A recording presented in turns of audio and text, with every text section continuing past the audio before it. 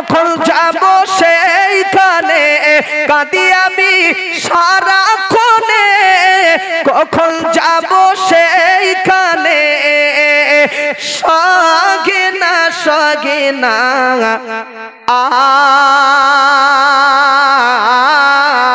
আর পরানে ও মদিনার মাটি রে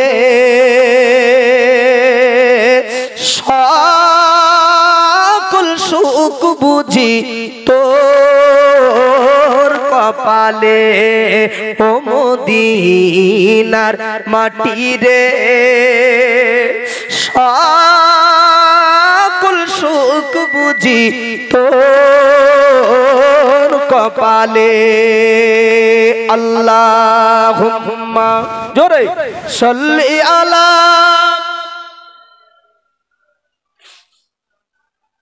খুব সুন্দর হচ্ছে আরেকটু আওয়াজ তুলুন ওয়ালা আলি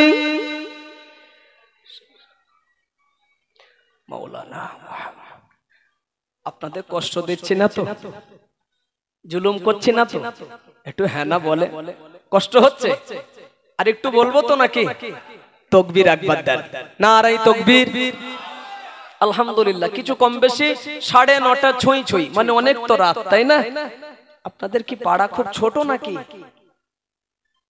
মহল্লাটা খুব ছোট নাকি বড় মানুষ কই সব ঘুমিয়ে পড়েছে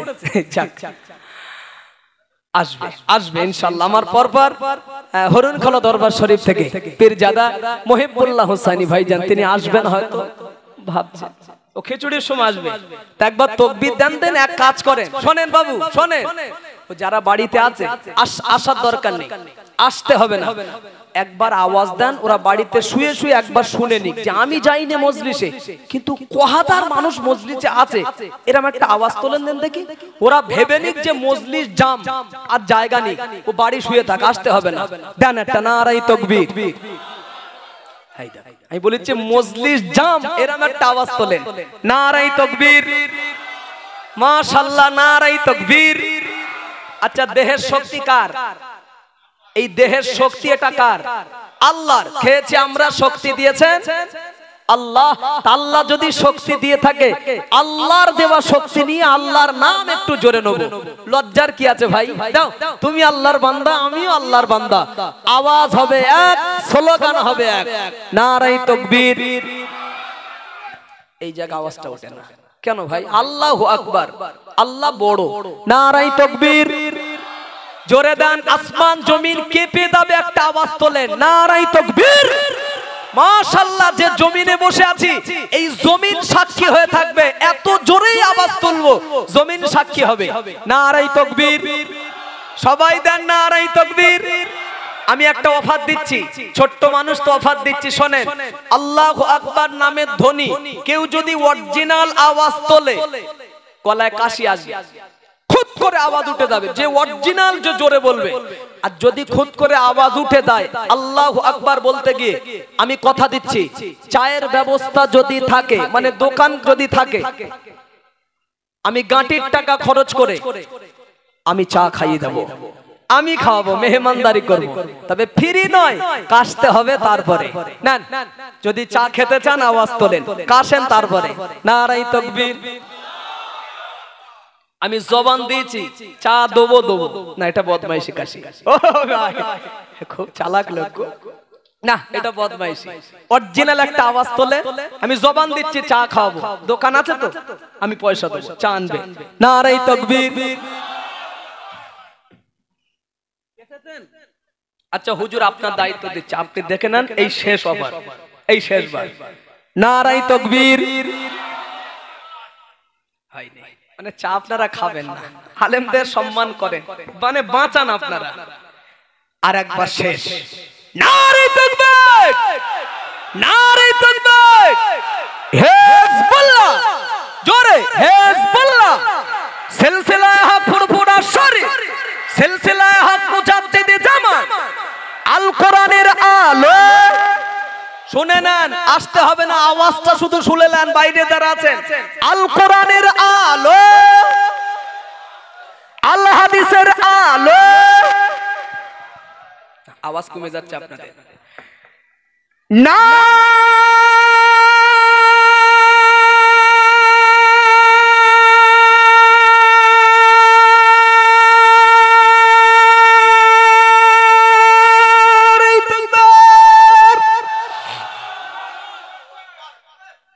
অরিজিনাল আওয়াজ।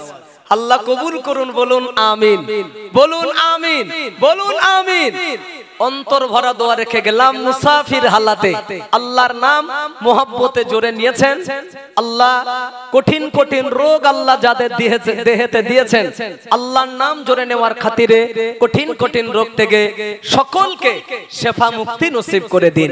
বলুন আমিন, বলুন আমিন, বলুন আমিন।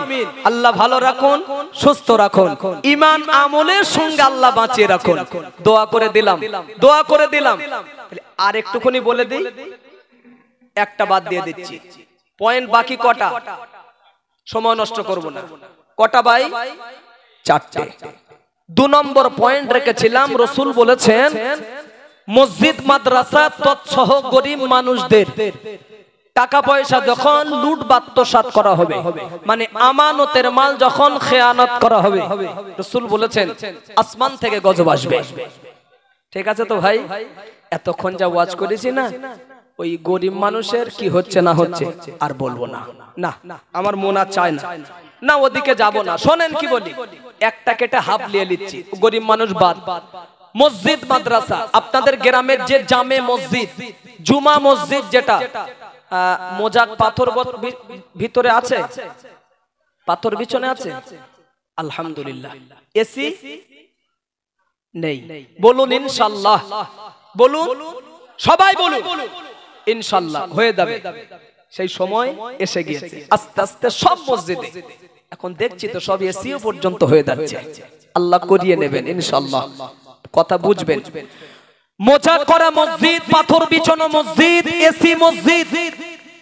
আমি পয়েন্ট রেখে তারপরে কথা বলি, কিন্তু সাবজেক্টের বাইরে নয়। আর ওই মসজিদের পাশে একটা চাচার বাড়ি, আর ও চাচার দাবাত ছিল একটা খানা বাড়ি, পরের মাল তো চাচা এমন ভদ্দম খাওয়ান খেয়েছে, খেয়ে হেঁটে আর বাড়ি আসতে পারিনি, মসজিদের পাশ দিয়েই যাচ্ছিল, যাওয়ার পথে দেখে মসজিদের গেট খোলা, চট করে জুতোটা বাইরে রেখে ভিতরে গিয়ে, গরমের সময় না প্রচন্ড ঠান্ডা, নিচে পাথর, জামা গেঞ্জি খুলে পাকা সুইচটা মেরে চাচা মসজিদের বারান্দায় শুয়ে আড়গোড় খাচ্ছে, আরাম করতেছে। ও চাচা, আড়গোড় খাচ্ছেন খান, আরাম করতেছেন করুন, ইলেকট্রিক বিলটা কে দেবে?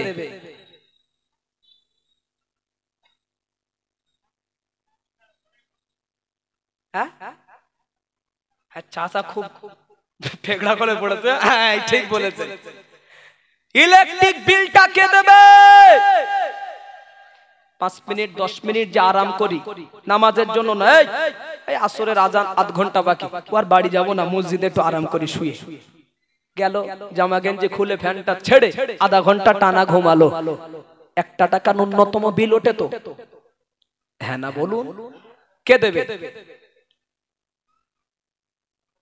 বাহ, আল্লাহ হায়াত কিসমত আপনার দারাজ করুন, ভালো লাগছে আপনার। হ্যাঁ বলছে জনগণ দেবে, আপনি ছাড়লেন কেন? এ তো জনগণের জিনিস।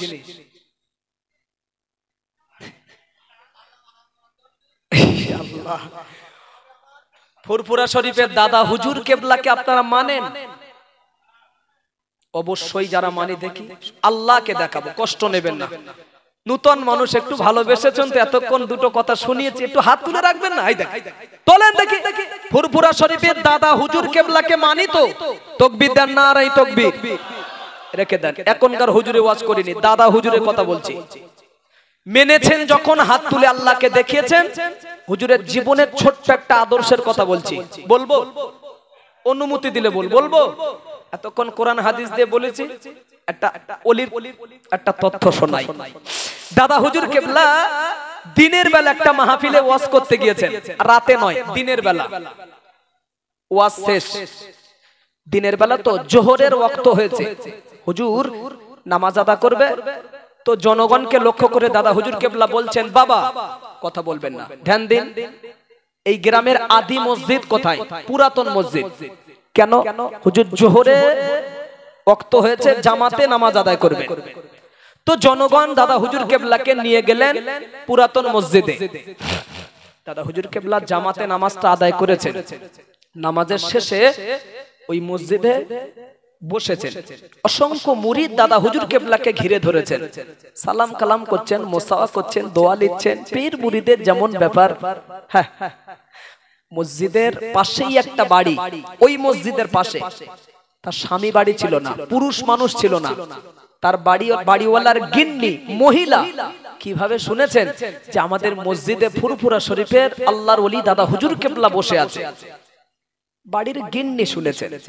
আর আল্লাহর কি শান, ওই মহিলার একটাই বাচ্চা ছেলে, ছোট, জন্মে থেকে কঠিন রোগী, অনেক ডাক্তার কবিরাজ অনেক কিছু হয়নি, আল্লাহ শেফা নসিব করেনি।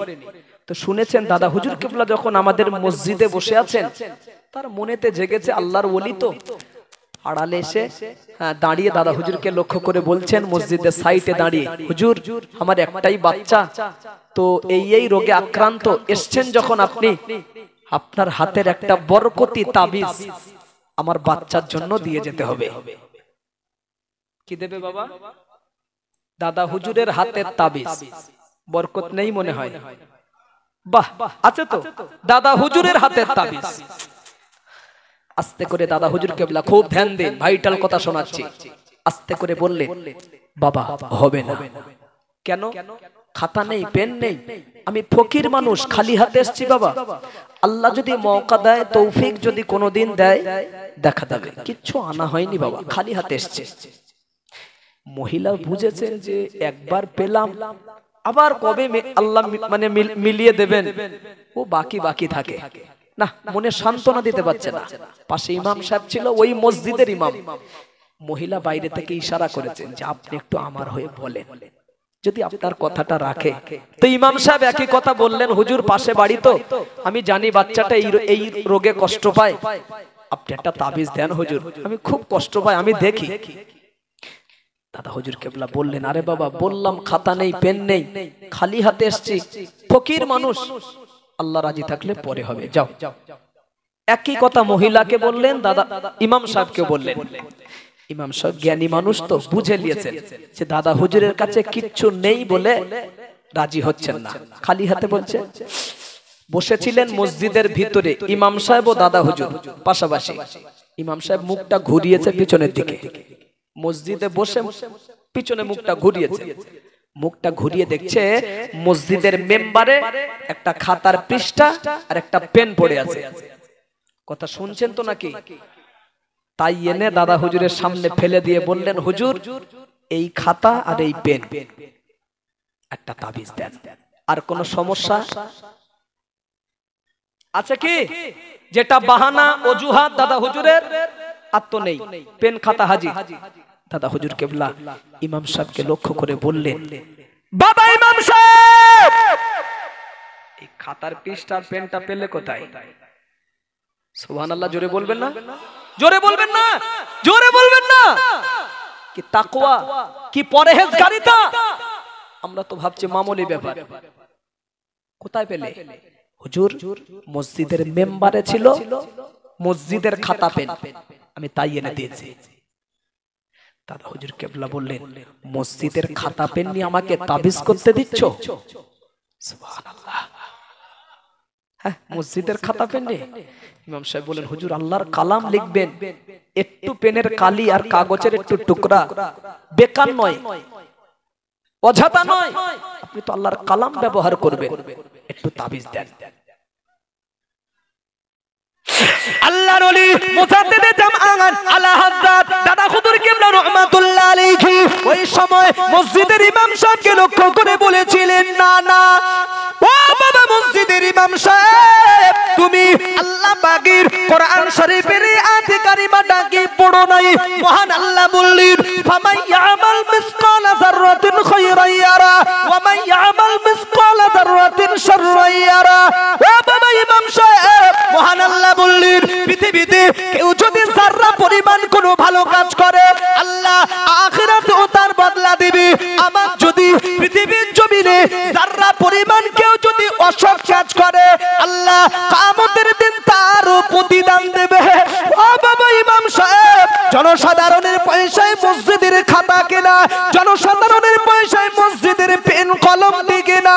আমি আবু বকর ব্যক্তিগত মসজিদের খাতার পৃষ্ঠা নেব না। জোরে বলবেন না, জোরে বলবেন না। ফ্যান ছেড়েছেন? ও চাচা রাগ করেন না, বিলটা হিসাব করে দিয়ে দেবেন। হ্যাঁ, জনগণের জিনিস। আমি পয়েন্ট রেখে তারপরে বলছি, মসজিদ মাদ্রাসার সম্পদ যখন কেউ ব্যক্তিগত আত্মসাৎ করবে, আসমান থেকে গজব শুরু হবে, কারণ এটা জনগণের জিনিস। মেজ হুজুর কেবলাকে আপনারা মানেন, ভালো লাগছে কিনতে পারে মানেন। দাদা হুজুরের যদি মানি, তার 5টা বাচ্চার মানবো না? হ্যাঁ গো, দাদা হুজুর 5 হুজুর, খাঁটি জাল্লার বলি। সন্দেহ আছে নাকি? এখনকার হুজুরদের কথা বলি, দাদা হুজুর 5 হুজুর, সন্দেহ না। মেজ হুজুরকে আমরা মানি। চেনেন কোন মেজ হুজুর? মজলিসে কেউ আছেন কি মেজ হুজুর কেবলার হাতে হাত দেওয়া মানুষ? মুসা করেছেন এমন কেউ? একটু দেখি। 1 2 3 4, মাশাআল্লাহ, বেশ কিছু মানুষ। হ্যাঁ, এতটুকুই বলতে পারি, বেশাক আল্লাহর ওলির হাতে আপনারা হাত দিয়েছেন, সন্দেহ না। কোন মেজ হুজুর?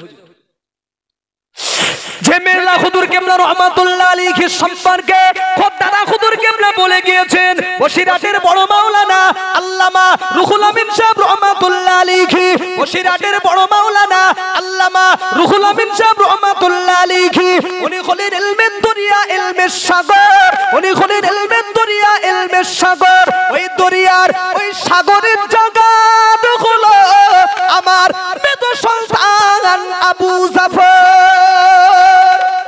নারে তাকবীর, নারে তাকবীর। এটি দাদা হুজুর কেবলার জবানের কথা।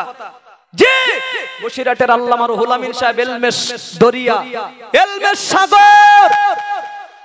ওই দরিয়ার সাগরের জাহাজ হলো আমার মেজো ছেলে আবু জাফর, সুবহানাল্লাহ, যাকে বাংলা আসামের মুফতি আজম বলা হতো। আল্লাহকে জ্ঞান মেজো হুজুর কেবলাকে দিয়েছিলেন। কি কথা ঠিক কি না? তো মেজো হুজুর কেবলার বোঝাতে যেটা চাচ্ছি সেটা বলে দিই।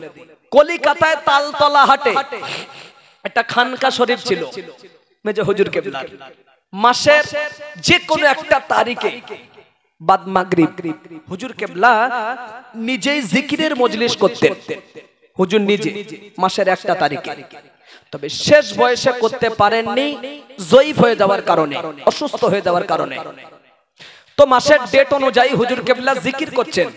ধ্যান দেন, এরকম মজলিস জিকির করতে করতে মজলিসে কারেন্ট চলে গেল, অন্ধকার। হুজুর কেবলা আস্তে করে বললেন, জিকির চলছে তো, আস্তে, বাবা একটু বাতি জ্বালাও। কি জ্বালাবে? পাশে ছিল, যাও একটু বাতি জ্বালাও। তো দ্রুত গেল আর এলো, এসে মজলিসে একটা দেশলাই ঠুকে মোমবাতি জ্বালিয়েছে। একটু আলো হয়েছে, দোয়া সওয়াব নিসানি, জিকির শেষ। মেজো হুজুর কেবলা পকেট থেকে পয়সা বার করে বললেন, বাবা জিকির করতে করতে যখন কারেন্ট চলে গিয়েছিল, আমি আবু জাফর বলেছিলাম বাতি জ্বালাও, তো যিনি দেশলার মোমবাতি কিনে এনে জ্বালিয়েছিলে বাবা, এই হাদিয়াটা রাখো, পয়সাটা রেখে দাও। মানে রানিং কেনার দাম দেননি, পরে দিচ্ছে মজলিসের শেষে। তো যিনি এই কাজ করেছিল হুজুরের সামনে এসে দাঁড়িয়ে বললেন, হুজুর পয়সা লাগবে না, আপনি রেখে দেন। কেন? হুজুর আমি কিনিনি, তা আমি পয়সা নেবো কেন? আরে খাবা কিনুনি, তা পেলে কোথায়? হুজুর আমি কিনতে যাচ্ছিলাম, তবে দোকান পর্যন্ত আজ যেতে হয়নি, তার আগে একটা মসজিদ পেয়ে গিয়েছি আমি। আমি জানি আর গিয়ে লাভ নেই, মসজিদে গেলে কিছু একটা মিলবে। চলে যান এখান থেকে 20-20 বছর 30 বছর ব্যাগে ফিরে যান পিছনে। মুরব্বীরা বলতে পারবেন, অধিকাংশ মসজিদে দেশলাই মোমবাতি থাকতো। কি বাবজি থাকতো না? হ্যাঁ, আমাদের যুগে এই তো কারেন্ট এলো, আলো এলো। জি হুজুর তাই এনে আমি জ্বালিয়েছি মসজিদের দেশলাই মোমবাতি, আমি কিনি নে হুজুর, আপনি পয়সা রাখেন। আল্লাহর ওলি তো চোখ লাল হয়ে গিয়েছিল মেজো হুজুর কেবলার। যাও, আমি আবু জাফর বলছি, পীর হিসাবে যদি আমাকে মেনে থাকো, যদি আমি আবু জাফর বলছি, একটা এই পয়সা হাদিয়াটা রাখো, আর একটা দেশলাই মোমবাতি কিনে আল্লাহর ঘর মসজিদের মেম্বারে জমা করে দেবে। আর বলবো না, ঠিক আছে? যদি ফ্যান ছাড়ে ইলেকট্রিক বিলটা হিসাব করে দিয়ে দেবেন। আপনার পীরের আদর্শটা শুনেছে, মুরিদের কি আদর্শ অনুযায়ী চলা দরকার ভাববেন। 5টা পয়েন্টে গেছিলাম, দ্বিতীয় পয়েন্ট বাদ দিচ্ছি। 3 নম্বর পয়েন্ট, রাসূল বলেছেন যে পিরিয়ডে, যে সময় মসজিদে বসে বসে দুনিয়ার গল্প যখন শুরু হয়ে যাবে, বলেছিলাম তো মসজিদে কথাবার্তা যখন বেশি বেশি হবে, দুনিয়ার কথা, আসমান থেকে গজব আসবে। 5টার ভিতরে 3 নম্বর, তাড়াতাড়ি বলবেন, সময় কিন্তু হায়াত ফুরিয়ে আসছে, বুঝিয়ে যদি না যাই খারাপ জিনিস। আল্লাহর রাস্তে জোরে বলবেন, হ্যাঁ গো মসজিদে হাট বাজার শুরু হয়েছে কি বাবজি? ও বাবা বলছে হয়েছে, হ্যাঁ হবে তো। যদি না হয় নবীর কথা মিথ্যা হয়ে যাবে। সেই 1500 বছর আগে যা বলেছেন নবী সত্য হবে, আপনি বলেছিলেন তো, না হওয়ার কি আছে? তাহলে হাট বাজার শুরু হয়েছে, হয়েছে তো হবে। যখন গজব আসবে, আমি একটা হাদিস সাপোর্ট দিয়ে যাচ্ছি, সময় শর্ট, এবারে একটা সাপোর্ট দিচ্ছি। কথা বললে মসজিদে গিয়ে আপনার ক্ষতি কত, লাভ কত হবে যখন গজব আসবে। আর আপনি যদি কথা বলেন, আপনার ক্ষতি কত, লাভ কত। এই লাভ লসটা যখন বুঝে নেব, জবানে তালা লেগে যাবে। বলবো বলবো তাকবীর দেন, নারায়ে তাকবীর, মাশাআল্লাহ, জোরে দেন নারায়ে তাকবীর, নারায়ে তাকবীর। আল্লাহ নবী বললেন, আল্লাহ নবী হাদিস শরীফে জানালেন, 5টি স্থানে যদি দুনিয়ার একটি কথা বলা যায়, 5টি জায়গায় যদি দুনিয়ার একটি গল্প করা যায়, তারা নবী বললেন 70 বছরের আমল আল্লাহ বেকার করে দেবে, 70 বছরের ইবাদত নষ্ট হয়ে যাবে। 1 নম্বর, আল্লাহ নবী বললেন, কোন হাক্কানি আলেমের মাহফিলে বসে যদি, কোন হাক্কানি আলেমের মজলিসে বসে যদি দুনিয়ার একটি কথা যদি জবানে বলা যায়, 70 বছরের আল্লাহ বেকার করে দেবে। নম্বর 2, যেখানে কোরআন তেলাওয়াত হচ্ছে, আল্লাহ পাকের বাণী কালামুল্লাহ শরীফ যেখানে পড়া হচ্ছে, জামানার মানুষেরা যদি ওই জায়গায় গিয়ে জবানে দুনিয়ার একটি গল্প যদি করে ফেলে, 70 বছরের আমল আল্লাহ বেকার করে দেবে। নম্বর 3, আল্লাহ নবী বললেন, আল্লাহর ঘর মসজিদে বসে বসে যদি, আল্লাহর ঘর মসজিদের ভিতরে গিয়ে যদি জামানার মানুষেরা জবানে দুনিয়ার একটি গল্প যদি তারা করে ফেলে, 70 বছরের আমল আল্লাহ মাইনাস করে দেবে। নম্বর 4, জানাজা নামাজ পড়তে গিয়েছেন, জানাজা নামাজ পড়তে গিয়ে জানাজার কাতারে দাঁড়িয়ে মাইয়িতকে সামনে রেখে আল্লাহ নবী বললেন, যদি জবানে দুনিয়ার একটি গল্প এসে যায়, 70 বছরের আমল আল্লাহ বেকার করে দেবে। নম্বর 5, জানাজা নামাজ সমাপ্তি করে মাইয়িতকে কবরস্থানে নিয়ে গিয়েছেন দাফনের জন্য, তারা নবী বললেন, ওই কবরস্থানে দাঁড়িয়ে যদি জবানে দুনিয়ার একটি গল্প যদি এসে যায়, 70 বছরের ইবাদত নষ্ট হয়ে যাবে। জোরে বলুন না। আর আপনাদের ধ্যান নেই, ধৈর্য নেই, শেষ। রাগ করলেন নাকি?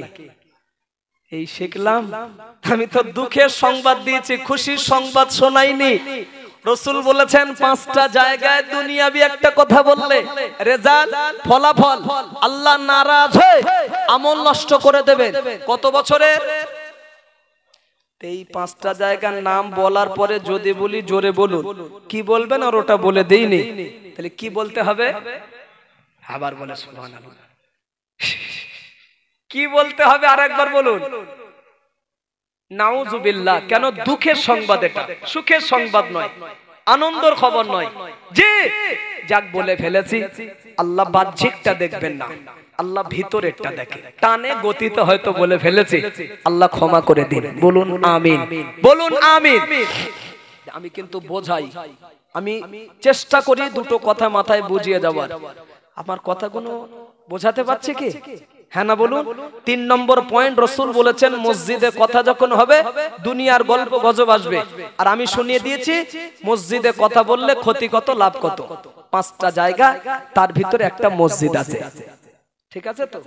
এক নম্বর হাক্কানি আলেমের মজলিস তাড়াতাড়ি, 2 যেখানে কোরআন তেলাওয়াত হয়, 3 মসজিদে বসে বসে, 4 জানাজার কাতারে দাঁড়িয়ে। মাইয়াত সামনে আসে, বক্তব্য চলে, কাতারে দাঁড়ান না, একটা কথা যদি বলেন ওই হালাতে। 5 জানাজা শেষ, যেখানে দাফন করা হয় মানে গোরস্থানে গিয়ে একটা কথা যদি আসে, দুনিয়াবি কথা, আমল নষ্ট করে দেবেন আল্লাহ 70 বছরের।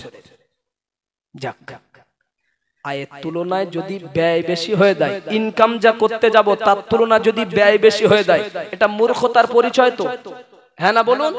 4 আনা ইনকাম করতে গিয়ে যদি 8 আনা ব্যয় হয়ে যায়, মূর্খতার পরিচয় নয়? যাক, এই হাদিসটা অন্তত আমরা মাথায় নিয়ে বাড়ি যাব। এখান সন্ধ্যা থেকে রাত 12টা 1টা নাগাদ যা ওয়াজ হবে, আমি জানি এই 5-6 ঘন্টা 7 ঘন্টার ওয়াজ কেউ আমল করতে পারবে না, সম্ভব নয়। একটা হাদিস আমল করার নিয়াত করুন, একটা হাদিস মজলিস দেওয়া আপনাদের আশা, আমারও কষ্ট করে এসে 2টো কথা বলা, সার্থকতা হবে।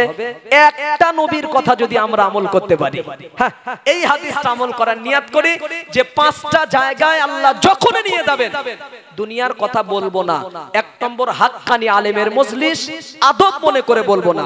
2 কোরআন তেলাওয়াত যেখানে হয়, 3 মসজিদের ভিতরে গিয়ে, 4 জানাজার কাতারে দাঁড়িয়ে, 5 গোরস্থানে গিয়ে।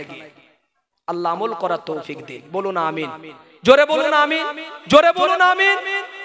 4 নম্বর পয়েন্ট রেখেছিলাম, হায়াত ফুরিয়ে আসছে তো শর্টে বলছি। 4, রাসূল বলেছেন সমাজে গান বাজনা যখন বেড়ে যাবে প্রাচুর্যভাবে, আসমান থেকে খেলা শুরু।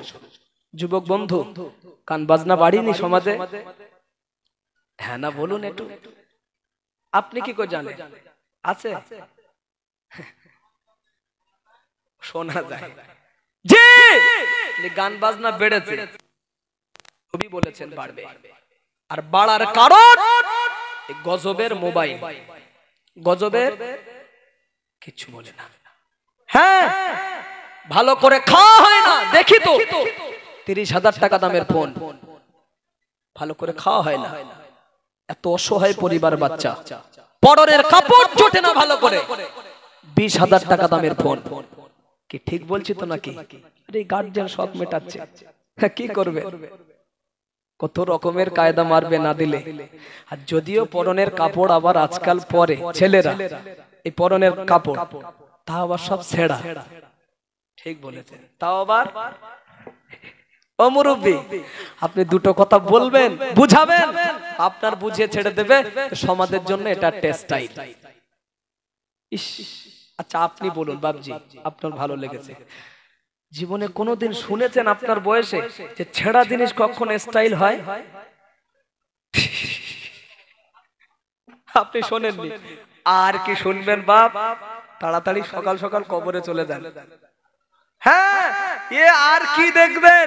লজ্জায় শরমে যেটা ছিঁড়ে গেলে আপনারা ফেলে দিতেন, মান সম্মানের ব্যাপার, ইজ্জতের ব্যাপার, জামা বলুন, গেঞ্জি বলুন, গামছা বলুন, তাই না, ফেলে দিতেন। লজ্জা শরম, কি জামানায় আসলাম, কোন সালে? সেই ছেঁড়া জিনিসের এখন দাম বেশি, আরে নাকি স্টাইল। ছি ছি ছি ছি, ছেঁড়া জিনিস কখন স্টাইল হয়? আল্লাহ সকলকে সুমতি দিন, সঠিক বুঝ দিন, হেদায়েতের নূর, হেদায়েতের বাতি প্রত্যেকের অন্তরে সিনায় আল্লাহ পয়দা করে দিন, বলুন আমিন, বলুন আমিন। শেষ পয়েন্ট, রাসূল বলেছেন ধনী ব্যক্তিরা যখন যাকাত দেওয়াটাকে জুলুম মনে করবে, যেটা আমার উপর প্রেসার হচ্ছে, জুলুম হচ্ছে, বোঝা চাপানো হচ্ছে, মনে যখন করবে ধনীরা, গজব শুরু হয়ে যাবে। বলুন তো এই যুগে, এই সময়ে সব ধনী যাকাত দেয় কি? সবাই দেয় বলে মনে হয় না, দেয়। কিছু ধনী অস্বীকার করার নয়, দেয়, তবে সবাই দেয় না, সমীক্ষার কথা বলছি। আর সবাই যদি যাকাত ফিতরা সমাজে দিত হিসাব করে ধনীরা, কেউ আর গরিব থাকতো না। এটাই সমীক্ষা, কেউ গরিব থাকতো না। আরে যাকাত ফিতরার হুকুম কেন জানেন? আমি গরিব অসহায়, আপনার রয়েছে, আপনি এক মুষ্ট দেবেন, আমি ঠেলে উঠবো, আর একটা ধনী আর একটা গরিবকে দেবে, ঠেলে উঠবে। এই গরিবকে তোলার জন্যই যাকাত ফিতরার হুকুম, ঠিক আছে তো? একটা মাসলাক জিজ্ঞাসা করি এবারে যাওয়ার আগে। আপনি ধনী, আমি গরিব, যাকাত দেবেন আপনি, যাকাতের মাল নেবো আমি, মসলায় কি বলে?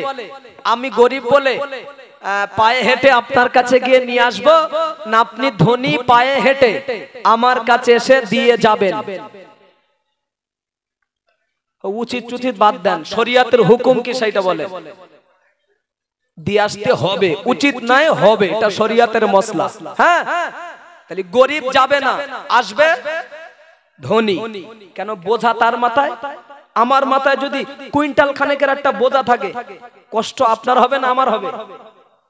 আমার হবে। কেন? বোঝাটা আমার মাথায়। তাহলে এই বোঝাটা কোথায় গিয়ে নামাবো, কার ঘাড়ে গিয়ে ফেলে দেবো, দিয়ে আমি বাঁচবো, এ চিন্তা আমার, আপনার নয়। তাহলে আপনি দৌড়ে যান কেন যাকাত পেতেন মাল আনতে? মসলা ছিল একরকম, আমরা কায়দা মেরে পাল্টেছি নিজের থেকে আর একরকম। না, যাকাত ফিতরার মাল আনতে গরিব যারা ধনীর বাড়িতে যাবেন না, এটা মসলা নয়। সে আসবে, তার জ্বালায় সে আসবে। কেন? বোঝা তার মাথায়, আল্লাহ দিয়েছেন, কিভাবে দায়িত্ব পালন করবেন টেনশন তার, রাগ করবেন না। আমি যদি নিতে যাই, এটা লজ্জা শরম। দিতে যখন আমি যাব কারো, এটা কি লজ্জা? নিতে যাচ্ছি না, দিতে যাচ্ছি।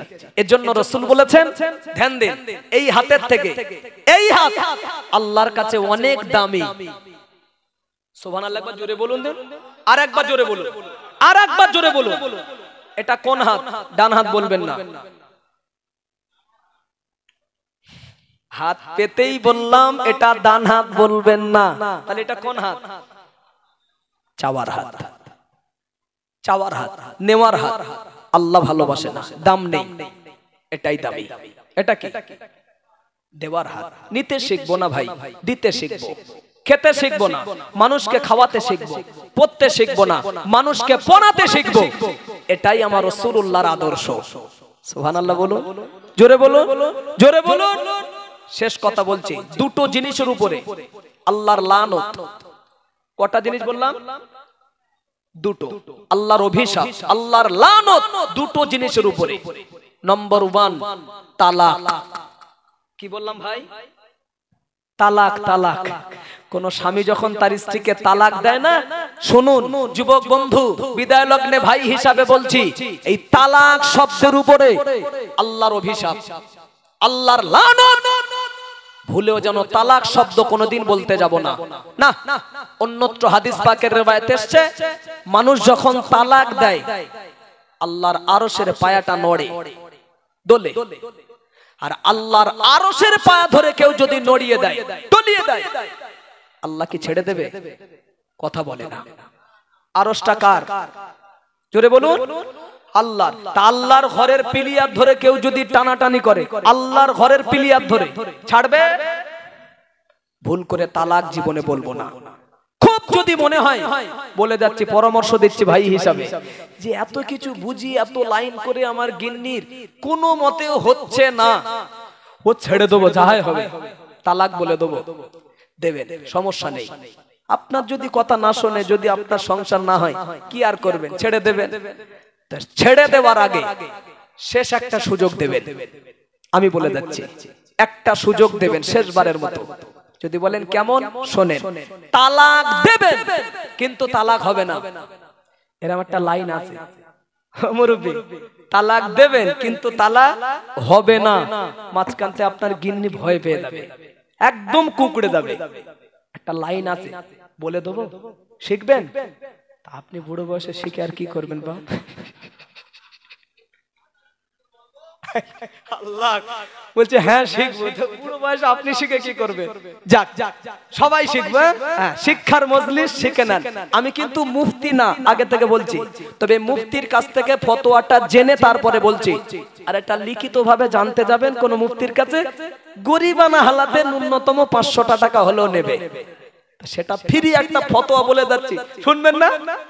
যদি বলেন না ফ্রি নেবো না, তা 500 করে দেন, দেন 500 দেন, বলে দেবো। তালাক দেবেন কিন্তু তালাক হবে না, অথচ গিন্নি ভয় পেয়ে যাবে। কি জানে, এই সরাসরি তালাক শব্দটা 3 বার না বলে শুধু ইনশাআল্লাহ আগে জুড়ে দেবেন। শিখেলাম, সবাই শিখেলাম। কি বলবেন? ইনশাআল্লাহ আগে জুড়ে দেবেন, দিয়ে পরে বলবেন তালাক। ও 3 বারের জায়গায় 3000 বার বলবেন, বলে সরে পড়বেন। আল্লাহর কসম তালাক হবে না, হবে না, হবে না। অথচ গিন্নি ভয় পেয়ে যাবে। হ্যাঁ, আরে ইনশাআল্লাহ মানে আল্লাহ যদি চায়, আল্লাহ যদি রাজি হয়, তারপর তো তালাক। তো তালাক শব্দের উপরে আল্লাহর লানত ফেলে দিয়েছে, আল্লাহর অভিশাপ রয়েছে। এজন্য ইনশাআল্লাহ আগে আর পরে তালাক বললে গিন্নি তালাক হবে না, হবে না, হবে না। শিখে নিয়েছেন তো? ইনশাআল্লাহ তালাক। যাও, ওই হয়ে গেল। আপনাদের কিন্তু কেরামতি, এই গ্রামের ছেলেদের কেরামতি, যুবক ভাইদের বলছি, এই গ্রামে আর খেটবে না। কেন জানেন? সে মাইকের আওয়াজ মা বোনেরা শুনে লেছে। ঠিক বলছি তো নাকি? ও মা বোনেরা যারা কান রেখেছে মাইকের দিকে শুনে নিয়েছেন, মানে আপনাদের কেরামতি শেষ। বাইরের দিকে যদি কোথায় হতে পারে সে বাইরে দেখাবেন। 1 নম্বর তালাক শেষ করব। 2 নম্বর ভিক্ষা বৃদ্ধি, চাওয়া। আল্লাহ লানত বলেছি দুটো জিনিস। 1 নম্বর তালাক শব্দের উপরে 2 চাওয়া। ভিক্ষা বৃদ্ধি যারা করে আল্লাহর অভিশাপ। অনেকে অভাবে করে, অনেকে স্বভাবে করে। অভাব যাদের ছেড়ে দেন, স্বভাবে যারা করে আল্লাহর অভিশাপ। মানুষের কাছে হাত পেতে চাইবে কেন? চাইবো কার কাছে? আরো জোরে বলি, আরো জোরে বলি। ব্যাস 5টা পয়েন্টে গেছিলাম, টুক টুক টুক টুক করে কিছু কথা শোনালাম। শেষ একটা ওয়াজ করে বিদায় নেব, তার আগে একবার দরুদ শরীফ খুব চাঙ্গা হয়ে পড়ুন দেখি। আল্লাহুম্মা জোরে জোরে সাল্লি আলা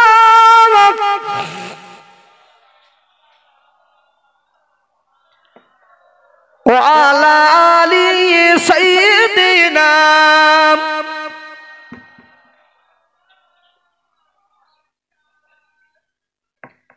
ধন্য ধন্য ধন্য ধন্য।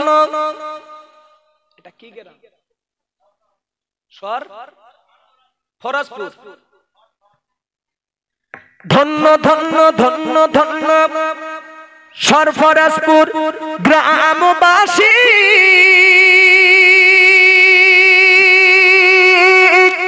তোমরা ভালোবাসো তাই তোমাদের কাছে আসি। সালাম জানাই সবার প্রেমের কুসুম বাগিচায়। সালাম জানাই সবার প্রেমের কুসুম বাগিচায়।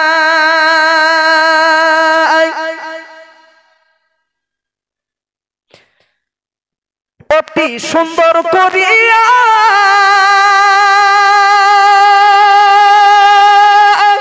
পারে সবাই মিলিয়া। অতি সুন্দর করিয়া পারে সবাই মিলিয়া। জান্নাতের বাগিচায় সম এই মাহফিলকে সাজাইয়া। ধন্যবাদ জানাই সবাইকে,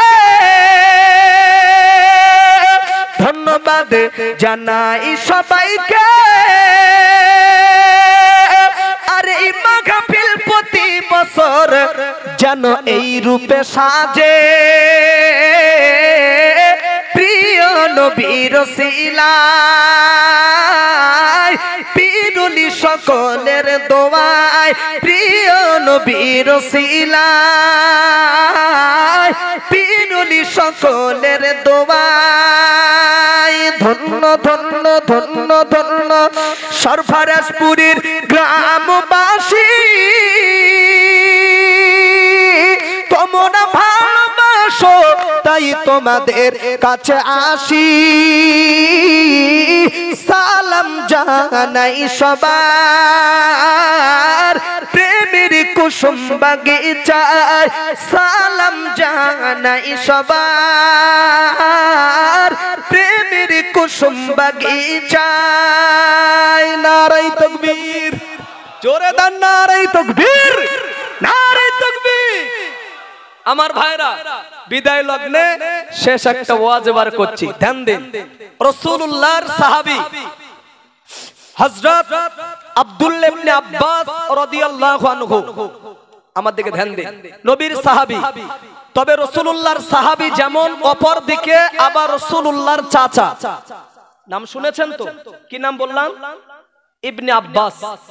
তো একদিন চাচা আব্দুল্লাহ ইবনে আব্বাস নবীর সামনে এসে দাঁড়িয়ে বলছে, খুব ধ্যান দিন, জানো মুহাম্মদ সাল্লাল্লাহু আলাইহি ওয়াসাল্লাম, তুমি যখন বাচ্চা ছিলে, শিশু ছিলে, ছোট্ট ছিলে, আমি তোমার চাচা, কোন এক রাতে তোমাকে দেখার জন্য আমার মনটা অস্থির হয়ে যাচ্ছিল। তবে তুমি তখন বাচ্চা, শিশু, চাঁদ মুখটা ভেসে উঠেছে, আমার থাকতে পারেনি। ওই রাত্রেবেলা কলিজায় এমন টান দিয়েছে তোমার চেহারাটা দেখার জন্য, দৌড়ে গিয়েছি ওই রাত্রে তোমার বাড়িতে। ধ্যান দিন, নবীর মান মর্যাদা দেখো। বাবা, যে রাত্রেবেলা গিয়েছিলাম তোমার চেহারা দেখতে, রাতটা কিন্তু জ্যোৎস্নার রাত ছিল। কিসের রাত? চাঁদের আলো। দেখবেন এরকম লাইট ছাড়া চাঁদের আলো পরিষ্কার দেখা দেয় না মুরব্বি, লাইট লাগে না, পরিষ্কার দেখা দেয় চকচক করে, সেটা জ্যোৎস্নার রাত বলা হয়।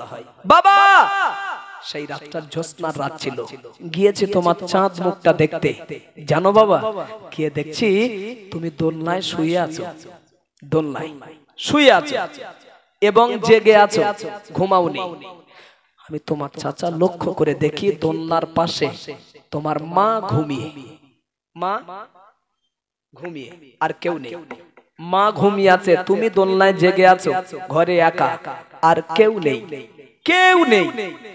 আমি তোমার চাচা জ্যোৎস্নার রাতে চামড়ার চোখে আমি ঘরের আড়ালে দাঁড়িয়ে দেখছি, জানো বাবা, ঘরে তো কেউ নেই, কিন্তু দেখছি তোমার দোলনাটা অটোমেটিক যেন দুলছে। এই 4-5 জন বলেছে, ইচ্ছা হয় না ভালো কথা শুনে একটু সুবহানাল্লাহ জোরে বলবি, ইচ্ছা হয় না, হ্যান্ডেল মেরে দেবো সারা জীবন। জোরে একবার বলেন, আর একবার জোরে বলেন। ইস, নবীর কি মান, কি মর্যাদা আল্লাহ দিয়েছে। ইবনে আব্বাস বলছে, বাবা, ঘরে কেউ নেই, মা ঘুমিয়ে আছে, তুমি দোলনায় জেগে আছো, আমি তোমার চাচা দেখছি ঘরে কেউ নেই, তোমার দোলনা আপনা আপনি অটোমেটিক যেন দুলছে। সুবহানাল্লাহ, দোলনা দুলছে, আমি তো দেখেছি বাবা, দোলনা দুলছে, তুমি খেলছো, বাচ্চারা যেমন খেলে তুমিও খেলছো, হাত নাড়াচাড়া করছো দোলনায় শুয়ে শুয়ে। আমি দেখছিলাম খেলা করতে করতে হাতের শাহাদাত আঙ্গুল দুটো যেদিকেই যাচ্ছিল, আমি তোমার চাচা দেখছিলাম আকাশের চাঁদও সেদিকে হেলছিল। সুবহানাল্লাহ। বাবা, আমার জীবনের বড় আশা, সেদিনের ব্যাপারটা কি একটু জানবো, সময় হয়নি, সুযোগ পাইনি, এতদিন পরে আল্লাহ সুযোগ মিলিয়ে দিয়েছে যখন, সেদিনের ব্যাপারটাকে একটু আমাকে বলবে বাবা। ঘরে তো কেউ ছিল না, মা ঘুমিয়ে, আপনা আপনি অটোমেটিক দোলনাটা দোল খাচ্ছিল কিভাবে বাবা? যদিও দোলনা দোলে, আমি দেখছি আঙুল যেদিকে যাচ্ছে খেলা করতে করতে আকাশের চাঁদও সেদিকে হেলছে। কি করে সম্ভব? তুমি তো জমিনে, চাঁদ তো আসমানে, আঙ্গুলের সাথে সাথে আসমানের চাঁদ হেলে দেওয়ার কারণটা কি? আজকে রেহাই নেই, ব্যাপারটা বলা লাগবে। এখন চাচা বিষয়টা ভাতিজার কাছে যখন জানতে চাচ্ছে, বুঝেলেন আগে নবী কিন্তু আর তখন শিশু নেই, বাচ্চা নেই, বয়স 40 ওভার, কত বললাম? নবুয়ত প্রাপ্ত হওয়ার পরে 40 অতিক্রম করেছে। এরকম একটা টাইমে চাচা ভাতিজার কাছে বিষয়টা জানতে চেয়েছেন যে সেদিনের ব্যাপারটা কি। আচ্ছা আপনারাই বলেন, 40 বছর বয়স যার অতিক্রম করে তাকে যদি দোলনার ঘটনা যদি জিজ্ঞাসা করা হয়, আচ্ছা তাই কি আর স্মরণে রাখা যায়? বাবজি, স্মরণে আপনার বয়স আনুমানিক বলুন কত? 80। অনেক হয়েছে গো, আল্লাহ হায়াত কিসমত দারাজ করুন, হ্যাঁ বেঁচে থাকুন। 80 বছর বয়স, তো এই 5 বছর বয়স আপনার জীবনে কি ঘটনা ঘটেছে বলেন বাপ? আই দেখেন, বলে আমি বলতে পারবো না, এক চান্সে মাথা নাড়িয়েছে। 5 বছর, তা নবী যখন দোলনায় মানে কত আর বয়স হতে পারে? 1, 2, 3, 4, 5, আর কত বয়স হবে? আপনারা পারবেন না, আমিও পারবো না। শিশু হালাতে কার জীবনে কি ঘটেছে ওই আর মনে রাখা দেয়? কেউ পারবো না। বিশ্বাস যদি থাকে আল্লাহকে একবার সবাই জোরে শোনাবো, বিশ্বাস যদি থাকে কেউ জবান বন্ধ রাখবো না, আমি একটু খুশি হয়ে বাড়ি চলে যাব। নবী পারবেন কি? কজন বললো দেখো নবী পারবে? যাক, আল্লাহ নবী বললেন চাচা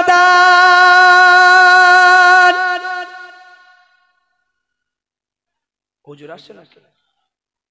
ও আল্লাহ, আমার হায়াত শেষ। দাঁড়িয়ে জানতেন তকবীর দেন, নারাই তকবীর। পীরের আওলাদ একটু দাঁড়ান, দাঁড়ান আদব রক্ষার্থে, আল্লাহ আপনার সম্মান কমাবেন না। দাঁড়িয়ে যান, দাঁড়িয়ে যান। পীরের আওলাদ তকবীর দেন, নারাই তকবীর। জোরে দেন নারাই তকবীর, নারাই তকবীর। সিলসিলায়ে হক মুজাদ্দিদে জামান, সিলসিলায়ে হক মুজাদ্দিদে জামান, হরিণখোলা দরবার শরীফ, হরিণখোলা দরবার শরীফ, জনাব ভাইজান হুজুর কিবলা, জনাব ভাইজান হুজুর কিবলা। নারাই তাকবীর, নারাই তাকবীর, নারাই তাকবীর।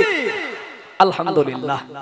ভাই বক্তব্য কিন্তু মাথায় ওঠেনি, আল্লাহ যদি কোনোদিন সুযোগ দেয় দেখা যাবে। দূরের মেহমান বিদায় নিলাম, ভালো থাকবেন, সুস্থ থাকবেন। আসসালাম।